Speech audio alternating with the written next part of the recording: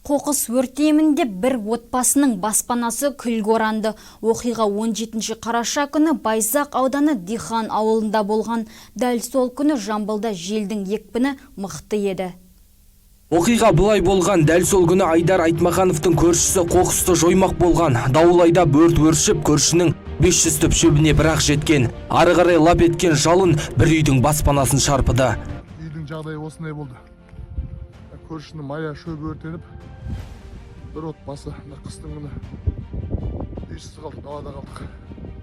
Өрт сөндірушілер келгенше шаңырақ ортасына түсті. Дәл қазіргі уақытта бүтіндей бір отбасы баспанасыз отыр. Мемлекет тарапынан әлі нақты шешім шыққан жоқ. Ол бойынша облыстық бірнеше құрылып жұмыс жасап жатыр. Бізге әлі нақты ешқандай хабар берген жоқ. Ауыл тарапынан ауыл ақсақалдары, жастар кім қанша қаражат бере алып, сол бойынша қаражат жиналып жатыр. Әзірге қандай көмек болары беймәлім. Бірақ келіншегі 4-ші баласына жүкті. Айдар енді тығырықтан шығар амал таппай отыр. Жұмыла көтерген жүк жеңіл дейді. Соған кішкене бір жаны жұмсақ адамдардан кішкене көмек болса, қыс болса мынау күннің суығы. Үйіміздің төбесін жауып, кіршасын жауып, бір-екі бөлмесі болса кіріп алсақ үйде. Сонынан халықтан бір көмек сұраймын.